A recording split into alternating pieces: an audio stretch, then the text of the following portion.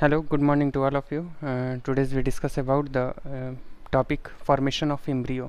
Embryo में formation कैसे हो रहा है, एम्ब्रियो का फॉर्मेशन कैसे हो रहा है, इस एम्ब्रियो के फॉर्मेशन को पूरी तरीके से क्लियर करेंगे कि एम्ब्रियो जनरली डेवलपमेंट जो हो रहा है एम्ब्रियो का वह इसका जो शुरुआती स्टेज था जाइगोट का जो फॉर्मेशन है, जाइगोट के फॉर्मेशन के बाद से एम्ब्रियो का फॉर्मेशन हुआ है। जाइगोट ही फर्दर डेवलप होकर एम्ब्रियो में कन्वर्ट हुआ है और इस एम्ब्रियो का डेवलपमेंट दो अलग अलग बेसिस पे है कि एम्ब्रियो जब डेवलप होगा, शुरुआत में तो एम्ब्रियो जो हमारे पास प्रेजेंट है वो जाइगोट से ही क्लीवेज करके बना है और इस एम्ब्रियो का जो फर्दर डिवीज़न होगा यानी एम्ब्रियो का कन्वर्जन होना प्लूम्यूल पार्ट में एम्ब्रियो में ही, यानी एम्ब्रियो में हमने डिस्कस किया है कि एम्ब्रियो में दो अलग अलग पार्ट प्रेजेंट है, प्लूम्यूल और रेडिकल। यानी प्लूम्यूल और रेडिकल, यानी प्लूम्यूल जो सूट सिस्टम बनाता है और वहीं रेडिकल जो रूट सिस्टम का फॉर्मेशन करता है। प्लांट में जो एरियल पार्ट है, the part which present above the ground, the part which present above the ground, that part is called as the aerial part and it also be known as the shoot part of the plant। यानी plant में shoot system होता है और दूसरा root system होता है। तो shoot system यानी जो ग्राउंड से ऊपर का जो पार्ट होगा वह सूट सिस्टम है। तो सूट सिस्टम प्लूम्यूल के थ्रू बन रहा है। जनरली हमने एम्ब्रियो को दो अलग अलग पार्ट में क्लासीफाई किया है। एम्ब्रियो को दो पार्ट में हमने क्लासीफाई कर दिया, प्लूम्यूल एंड रेडिकल। तो प्लूम्यूल सूट सिस्टम बना रहा है, वहीं रेडिकल रूट सिस्टम का फॉर्मेशन करता है। The part which present below the ground, that part is called as the root system of the plant, यानी प्लांट का रूट सिस्टम हो गया। तो जनरली ये दोनों जो पार्ट हैं वह प्लूम्यूल और रेडिकल से आ रहे हैं। प्लांट में दो जो पार्ट थे, सूट सिस्टम और रूट सिस्टम, वह किससे आ रहे हैं? प्लूम्यूल और रेडिकल से आ रहा है। तो ये जो प्लूम्यूल और रेडिकल है उनका फॉर्मेशन कैसे हो रहा है, एम्ब्रियो में इनका डिवीज़न कैसे होगा, यानी जाइगोट से आगे की तरफ एम्ब्रियो के फॉर्मेशन को समझना है कि एम्ब्रियो कैसे बन रहा है। तो उसमें सबसे फर्स्ट हमारे पास होगा कि डेवलपमेंट ऑफ और फॉर्मेशन ऑफ एम्ब्रियो, यानी एम्ब्रियो का फॉर्मेशन कैसे हो रहा है। तो उनमें कुछ स्टेप्स है, कुछ इंपॉर्टेंट स्टेप्स हैं, उन स्टेप्स को देखेंगे। उसके बाद डायग्राम के थ्रू भी हम समझेंगे कि डायग्राम में जो जो पॉइंट्स दिए गए हैं उन पॉइंट्स के थ्रू इन्हें क्लियर कर लेंगे आसानी से कि किस तरीके से एम्ब्रियो का डेवलपमेंट हो रहा है या एम्ब्रियो का फॉर्मेशन कैसे हुआ है। तो सबसे फर्स्ट हमारे पास टॉपिक है फॉर्मेशन ऑफ एम्ब्रियो। अब दो अलग अलग केसेस हैं, ध्यान रखेंगे इन चीज़ों का। Development of embryo in dicot plant, development of embryo in dicot plant, dicot plant हो मोनोकॉट प्लांट हो, दोनों में एम्ब्रियो के डेवलपमेंट में थोड़ा सा डिफरेंस आएगा।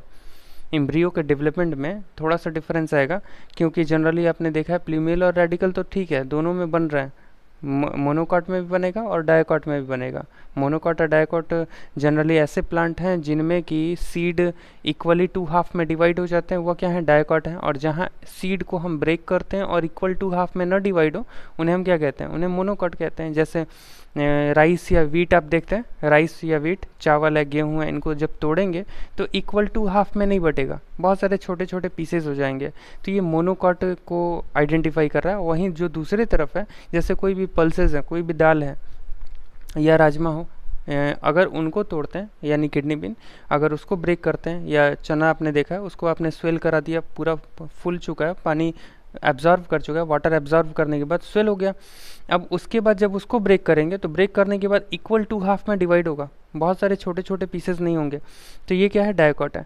तो मोनोकॉट और डायकॉट ये दो अलग अलग टाइप के प्लांट हमारे आसपास में प्रेजेंट है। जो भी हम आसपास में पौधे देख रहे हैं वो दो अलग अलग टाइप, मेनली यही टू कैटेगरीज प्रेजेंट होती हैं हमारे सराउंडिंग। तो मोनोकॉट और डायकॉट में मेजर जो डिफरेंसेस थे वो चीज़ें आपको मैंने बताया कि सीड के बेसिस पर हमने डिवाइड किया कि मोनोकॉट और डायकॉट क्या होता है। तो दोनों में जो एम्ब्रियो का डेवलपमेंट होगा थोड़ा सा डिफर करेगा, उन्हें हम यहाँ क्लियर कर लेंगे। तो सबसे फर्स्ट हम डेवलपमेंट देखेंगे कि एम्ब्रियो ही डेवलप हो रहा है, बट किस में डेवलप हो रहा है, डायकॉट प्लांट में कैसे डेवलप होगा इसको हम देखेंगे। The zygote divides by a transverse division producing a basal cell toward micropylar and the terminal cell toward chalaza।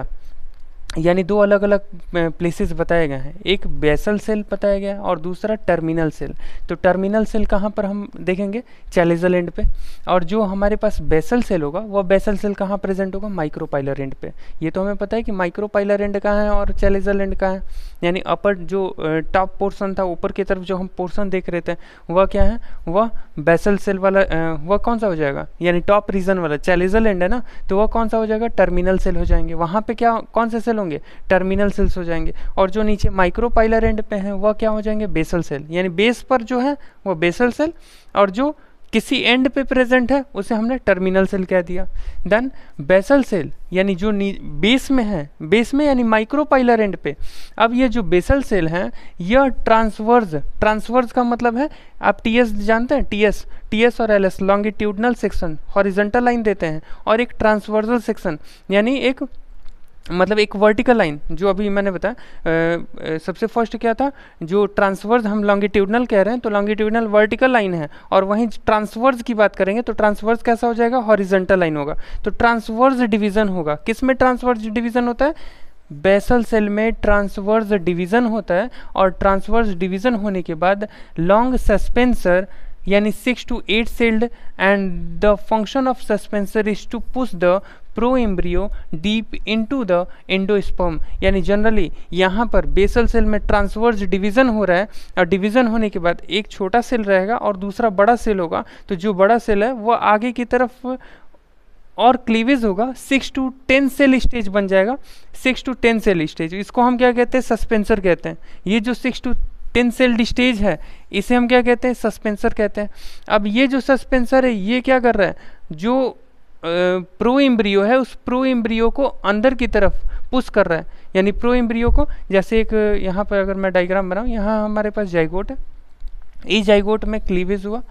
अब ये क्लीवेज होने के बाद यहाँ पर ये दो सेल में ट्रांसवर्स डिवीजन हुआ, अनइक्वल डिवीजन होता है, यहाँ पर इक्वल डिवीजन नहीं है, एक छोटा सेल रहेगा और दूसरा बड़ा सेल होगा। तो ये जो सस्पेंसर हैं इन सस्पेंसर में लगातार क्लीवेज होगा, और ये क्लीवेज होने की वजह से यह जो हमारे पास एक प्रो एम्ब्रियो है, दिस प्रो एम्ब्रियो पुश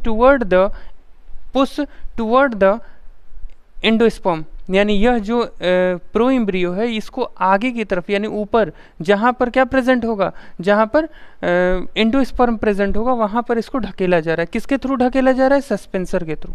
बात समझ में आया कि सस्पेंसर इनको पुश करते हैं, किस में पुश करेंगे, it pushed in deep into the endosperm, push deep into the endosperm, यानी नीचे से जो सस्पेंसर सेल है, सस्पेंसर सेल का नंबर कितना होगा, 6 to 10 is the number of suspensor cell. तो सस्पेंसर सेल काम क्या कर रहे हैं, सस्पेंसर सेल लगातार जो प्रो एम्ब्रियो था यानी एक जो सेल था उसको ऊपर की तरफ ढकेल कर कहाँ पहुंचा रहे हैं, एंडोस्पर्म। एंडोस्पर्म पर पहुंचेगा तो वहाँ और ज़्यादा न्यूट्रिशन मिलेगा नरिशमेंट के लिए, तो वहाँ पहुँचाया जा रहा है। देन टर्मिनल सेल कहाँ प्रेजेंट है, टर्मिनल यानी टिप पे, जो टिप पे हैं ये डिवाइड होंगे various plane to forms the proembryo. वहाँ पर भी जो टिप वाला जो सेल है यानी ऊपर का जो सेल है यह भी अपना डिवीज़न शुरू कर देगा। यानी हमने इसी में दो एंड बता दिया, ये एक हमारे पास लोअर एंड हो गया, ये लोअर एंड हमारे पास कौन सा हो जाएगा, माइक्रोपाइल वाला, तो माइक्रोपाइल वाले को हमने बेसल बोल दिया, और ऊपर का जो टर्मिनल है ये कौन सा हो जाएगा, ये टर्मिनल सेल हो जाएंगे। वो कौन से सेल हो जाएंगे, टर्मिनल सेल। तो हमारे पास दो ये सेल्स हैं, तो जनरली प्रो एम्ब्रियो का फॉर्मेशन हो रहा है किन से, टर्मिनल सेल से। टर्मिनल सेल डिवाइड होंगे और किसका फॉर्मेशन करेंगे, प्रो एम्ब्रियो का, यानी शुरुआत, initial stage of the embryo which goes rapid division, which goes for the rapid division, यानी रैपिड डिवीज़न अब वहाँ पर शुरू हो चुका है। यानी वहाँ पर जो हमारे पास एक सेल था, जो टर्मिनल सेल्स थे, वो डिवाइड करके प्रो एम्ब्रियो का फॉर्मेशन कर चुके हैं। Then the cell of the suspensor, यानी सस्पेंसर जो सेल्स हैं toward proembryo functions as a hypophysis. Hypophysis की यानी नीचे की तरफ से जो पुश करने का काम होगा वह किसका होगा, सस्पेंसर सेल का होगा। सस्पेंसर सेल क्या काम करेंगे, the cell of suspensor toward proembryo function as a hypophysis which divide to form 8 cell, 4 cell toward proembryo forms the root cortex and other 4 cell toward a suspensor give rise to root cap and root tip. The terminal cell of a suspensor toward micropyle swell and forms the haustoria. यानी generally यहाँ पे हमने देखा है कि कुछ important points हैं, उनको मैं यहाँ पे बता दे रहा हूँ कि कौन कौन से इंपॉर्टेंट पॉइंट्स हैं। ये जो भी हमारे पास सस्पेंसर होगा वो सस्पेंसर में जो सेल्स प्रेजेंट हैं उन सेल्स में ही कुछ का फॉर्मेशन किसके लिए हो रहा है, रूट सिस्टम और शूट सिस्टम बनाने के लिए। मीन्स सबसे पहले तो रूट सिस्टम ही बनेगा। सबसे पहले क्या बनेगा, root part of the plant, यानी प्लांट का रूट पार्ट पहले बनता है, शूट पार्ट बाद में बनता है, यानी प्ल्यूम्यूल बाद में बनेगा, रेडिकल पहले बन जाएगा। तो रेडिकल अगर बन रहा है तो वहाँ पर क्या होगा, वहाँ पर रूट टिप्स जरूरी हैं। रूट टिप्स यानी रूट का जो एंड पार्ट होता है, टर्मिनल पार्ट होता है, वो उसका फॉर्मेशन होना है। कुछ सेल्स रूट टिप बनाते हैं और कुछ जो सेल्स होंगे वह क्या बनाएंगे, रूट कैप बनाएंगे। रूट कैप और रूट टिप का फॉर्मेशन कर देंगे। तो जनरली रूट कैप और रूट टिप का फॉर्मेशन सबसे पहले एम्ब्रियो में शुरू हो गया है, यानी शुरू हो जाता है कब, जब डिवीज़न शुरू हुआ है। यानी जहाँ डिवीज़न हुआ है तो सबसे फर्स्ट क्या बनना शुरू हो गया, रूट कैप और रूट टिप का फॉर्मेशन शुरू हो गया। Then proembryo forms an octant 8 cell stage, यानी जो प्रो एम्ब्रियो था वह किस में कन्वर्ट हुआ, प्रो एम्ब्रियो यानी जो टर्मिनल सेल्स थे वह टर्मिनल सेल्स प्रो एम्ब्रियो का फॉर्मेशन कर रहे हैं। और इस प्रो एम्ब्रियो के फॉर्मेशन में, यानी जो प्रो एम्ब्रियो फॉर्म हो रहा है उसमें 8 सेल स्टेज आया, 8 सेल बन चुके हैं। रैपिड डिवीजन, 1 सेल था प्रो एम्ब्रियो में, मतलब जनरली टर्मिनल सेल 1 सेल था, वहाँ 2 सेल, 2 से 4 सेल, 4 सेल से 8 सेल, 8 सेल जब बन चुके हैं, ये 8 सेल ऑक्टेंट हो गया। Of this octant 4 lower cells toward the suspensor, यानी सस्पेंसर की तरफ जो 4 सेल हैं हाइपोकोटाइल का फॉर्मेशन करते हैं, वहीं 4 cell toward the chalazal give rise to plumule means shoot tip and cotyledon. यहाँ इंपॉर्टेंट 2 चीज़ें हैं, यानी हाइपोकोटाइल अभी मैं समझा रहा हूँ कि हाइपोकोटाइल क्या होता है, और दूसरा प्ल्यूम्यूल और कॉटिलिडन, ये सभी चीज़ें क्या हैं। तो प्रो एम्ब्रियो हमने देखा 8 सेल, कौन से सेल बना रहे हैं प्रो एम्ब्रियो, टर्मिनल सेल्स बना रहे हैं। कौन से सेल बना रहे हैं, टर्मिनल सेल प्रो एम्ब्रियो का फॉर्मेशन कर रहे हैं। तो जब प्रो एम्ब्रियो से टर्मिनल सेल बन चुके हैं, टर्मिनल सेल से प्रो एम्ब्रियो बन चुका है, तो ये प्रो एम्ब्रियो के पास कितने सेल्स होंगे, 8 सेल्स होंगे। तो 8 सेल्स में 4 सेल नीचे की तरफ है, 4 सेल ऊपर की तरफ है। तो जो सस्पेंसर के साइड जो 4 सेल प्रेजेंट हैं, उन 4 सेल का मेन एक्चुअल में काम क्या होगा, किसका फॉर्मेशन होगा, हाइपोकोटाइल का फॉर्मेशन होगा। हाइपो का मतलब बिलो, हाइपो का मतलब एक्चुअल में क्या होता है, बिलो। यानी जनरली हाइपोकोटाइल किसका इलोंगेशन करता है, यानी जब रूट का फॉर्मेशन, यानी रूट जब बनना होगा तो वहाँ पर रूट, जैसे मोनोकॉट और डायकॉट में हाइपोकोटाइल का मेन काम मैं बता रहा हूँ कि हाइपोकोटाइल मोनोकॉट और डायकॉट में 2 अलग अलग तरीके से काम करेगा। अगर मोनोकॉट प्लांट है, यानी ऐसे प्लांट है जहाँ पर कि कॉटिलिडन का मतलब है जो सीड है, कुछ ऐसे सिंपल एक वे में आप समझिए कि सीड जब आप सॉइल में अगर आप डिप कर दे रहे हैं, यानी मिट्टी में हमने जब सीड की सोइंग की है, यानी बीज हमने लगा दिया कहाँ पे, मिट्टी में, सॉइल में लगा दिया, तो कुछ सीड ऐसे हैं जो कि ज़मीन में ही ग्रो कर जाते हैं और कुछ सीड ऐसे हैं जो कि ज़मीन से बाहर की तरफ निकल कर फिर ग्रो करते हैं। इसका मतलब ये है कि रूट नीचे की तरफ आएगा, फिर उसका जो कॉटिलिडन होगा, जो सीड होगा, वो बाहर की तरफ रिलीज हो जाएगा। तो ये 2 अलग अलग कंडीशंस हम देखते हैं कि सीड ज़मीन के अंदर ही रह के ग्रो करता है या ज़मीन के बाहर निकल जाता है, सीड का जो सीड कोट होगा वो बाहर निकल जाएगा। तो जब सीड अंदर की तरफ ही रहेगा तो हाइपोकोटाइल रूट का फॉर्मेशन करते हैं, और वहीं जब सीड बाहर की तरफ आएगा तो उसमें वह सूट के इलोंगेशन, यानी सूट के इलोंगेशन में काम करते हैं। यानी सूट का इलोंगेशन और रूट का इलोंगेशन ये कब होता है, हाइपोजियल और एपिजियल कंडीशन में होता है। थोड़ा सा कॉम्प्लिकेटेड है यहाँ पे सिस्टम, बट इन चीज़ों को ध्यान देंगे कि जो हमारे पास सीड है उस सीड का जर्मिनेशन रूट के, मतलब सीड का जर्मिनेशन सॉइल के अंदर ही होगा, यानी सॉइल के अंदर ही रूट जर्मिनेट करके रूट सिस्टम, शूट सिस्टम का फॉर्मेशन होगा। तो वहाँ पर रूट का इलोंगेशन करने के लिए हाइपोकोटाइल रिस्पॉन्सिबल है, और वहीं जब सीड जो प्रेजेंट है मिट्टी में, वह जब पूरी तरीके से अपना रूट सिस्टम और शूट सिस्टम बना लेगा तो वह ऊपर की तरफ आएगा। वह सीड कहाँ आएगा, ऊपर की तरफ आएगा, और जब ऊपर आएगा तो वहाँ पर हाइपोकोटाइल क्या काम कर रहे हैं, वहाँ पर हाइपोकोटाइल उसके स्टेम का इलोंगेशन करने के लिए रिस्पॉन्सिबल होंगे। यानी स्टेम इलोंगेशन और root elongation is completely occurs by the hypocotyl. In different conditions, यानी अलग अलग कंडीशंस में हाइपोकोटाइल क्या कर रहे हैं, कभी रूट का इलॉन्गेशन करेंगे तो कभी सूट का elongation on the basis of their seed type, यानी जैसा सीड का टाइप होगा उसके बेसिस पर रूट और सूट के इलॉन्गेशन के लिए हाइपोकोटाइल काम करते हैं।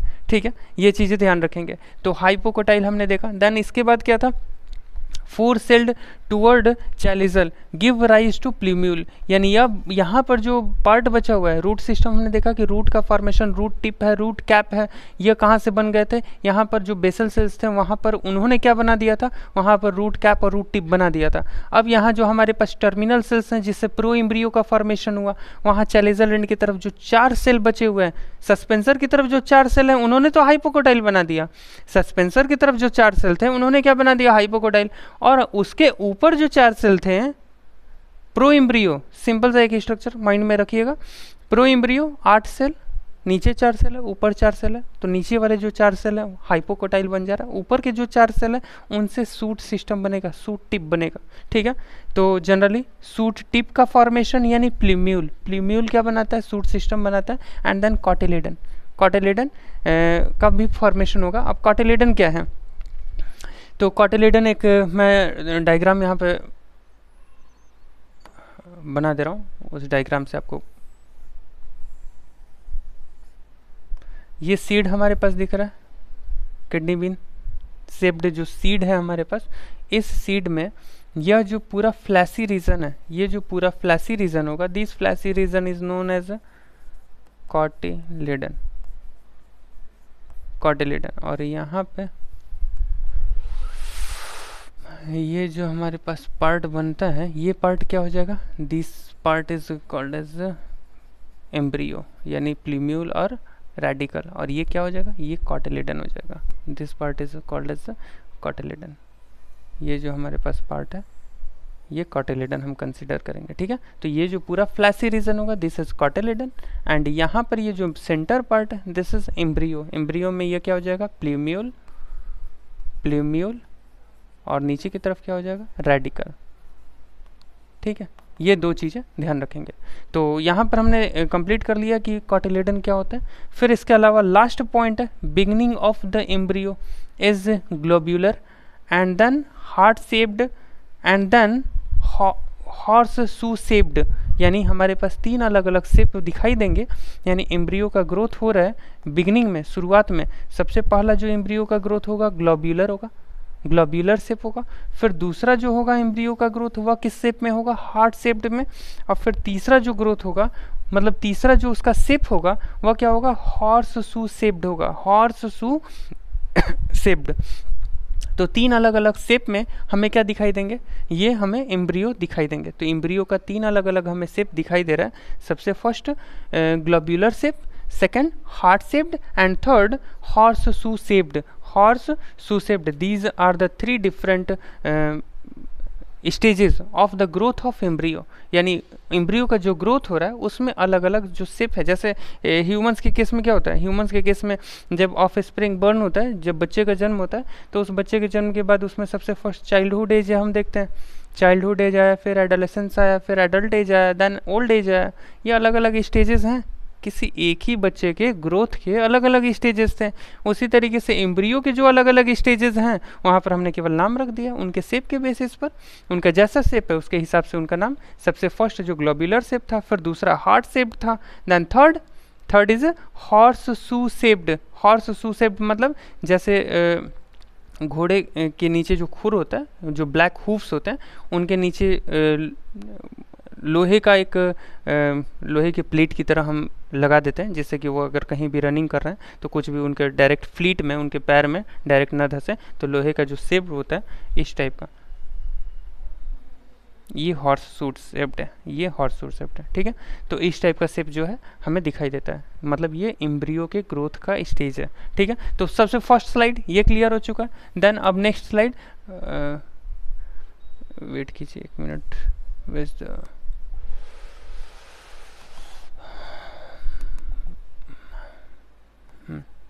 ठीक है। अब नेक्स्ट देखिए, यहाँ पे हमारे पास कुछ और जो इंपॉर्टेंट पॉइंट्स हैं उन इंपॉर्टेंट पॉइंट्स को डिस्कस कर लेंगे। अच्छा ये देखिए, ये इंपॉर्टेंट एक डायग्राम है।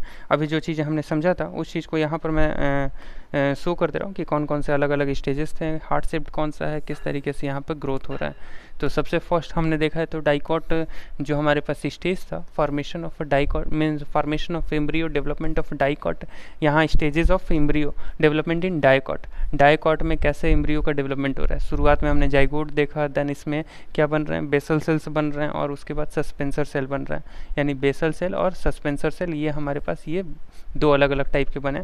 इसके बाद ये सस्पेंसर सेल, ये पूरी तरीके से ये जो सस्पेंसर सेल है और यहाँ पर एक एम्ब्रियो का फॉर्मेशन हो गया। अब ये जो हमारे पास दिख रहा है, सबसे फर्स्ट तो ग्लोब्यूलर शेप हमें दिखाई दिया। सबसे फर्स्ट क्या दिखाई दे रहा है, ग्लोब्यूलर शेप। ग्लोब्यूलर के बाद ग्लोब्यूलर शेप है ये, फिर उसके बाद क्या आया, हार्ट शेप्ड आया, फिर उसके बाद क्या आ रहा है, हॉर्स शू शेप्ड आ रहा है। तो ये तीन अलग अलग शेप हमें क्लियर तरीके से ऑब्जर्व हो रहे हैं, ठीक है। तो ये इस तरीके से ये डेवलपमेंट स्टेजेस हैं। फिर इसके बाद एक और ये जो सीड का डेवलपमेंट है, इस सीड के डेवलपमेंट को समझ लेते हैं कि यहाँ पर सीड का डेवलपमेंट कैसे हो रहा है। तो सबसे फर्स्ट ऑफ ऑल यहाँ पर एक इम्पॉर्टेंट पॉइंट है, a typical dicotyledonous embryo consist of an embryonal axis and two cotyledon. The portion of the embryonal axis above the level of cotyledon is epicotyle, which terminates with the plumule or stem tip. The cylindrical portion below the level of cotyledon is hypocotyle. That terminates at the lower end in the radicle or root tip. The root tip is covered with root cap. Means and then last line है, उसके बाद मैं explain कर दे रहा हूँ। The seed is the final product of sexual reproduction in angiosperm. तो सबसे फर्स्ट हमारे पास जो इंपॉर्टेंट पॉइंट्स हैं, इन इंपॉर्टेंट पॉइंट्स को हम ध्यान देंगे। सबसे कुछ कीवर्ड्स हैं, उन कीवर्ड्स को निकाल लेते हैं यहाँ से। एम्ब्रियोनल एक्सिस है, देन दो कॉटिलेडन की बात की गई है, इसके अलावा एपिकोटाइल एक वर्ड आता है, फिर प्लूम्यूल तो आपने समझा ही है, और एक हाइपोकोटाइल वर्ड आएगा, और फाइनली रेडिकल और रूट टिप। ये देखिए अब इनमें कुछ चीज़ें इंपॉर्टेंट है, अब इनको पूरा हम क्लियर कर लेते हैं। तो सबसे फर्स्ट एम्ब्रियोनल एक्सिस है। तो एम्ब्रियोनल एक्सिस ये कॉटिलेडन वाला रीजन है। ये कौन सा रीजन है, ये कॉटिलेडन वाला रीजन है, ठीक है। यानी एक हमने सीड देखा, इस सीड में ये जो पूरा फ्लैसी रीजन है, फ्लैसी रीजन यानी चारों तरफ से ये जो एरिया है फ्लैसी वाला, जहाँ पर कि एक्चुअल में फूड का स्टोरेज है, इस फूड के स्टोरेज वाले प्लेस को हम क्या कह रहे हैं, कॉटिलेडन कह रहे हैं, कॉटिलेडन, ठीक है। तो कॉटिलेडन हो गया। एंड देन प्लूम्यूल, ये जो प्लूम्यूल है ये क्या बनाएंगे, ये प्लूम्यूल से ये बीच में हमारे पास क्या हो गया, ये सेंटर हमारे पास एम्ब्रियोनल एक्सिस हो गया। ये एम्ब्रियोनल एक्सिस से ही दो अलग अलग कॉटिलेडन का फॉर्मेशन हुआ है। ये एम्ब्रियोनल एक्सिस है, यहीं से दो अलग अलग कॉटिलेडन का फॉर्मेशन हो रहा है। And then means embryonal axis के राइट एंड लेफ्ट विंग पे, ये एम्ब्रियोनल एक्सिस है, इसके राइट और लेफ्ट ये दो अलग अलग विंग पे क्या प्रेजेंट होंगे, कॉटिलेडन प्रेजेंट होंगे। यानी यहाँ से दो अलग अलग कॉटिलेडन आगे की तरफ अपने आप बन चुके हैं, और उसके बाद उसके जस्ट एम्ब्रियोनल एक्सिस से ऊपर की तरफ जो प्रेजेंट है एपिकोटाइल प्रेजेंट है।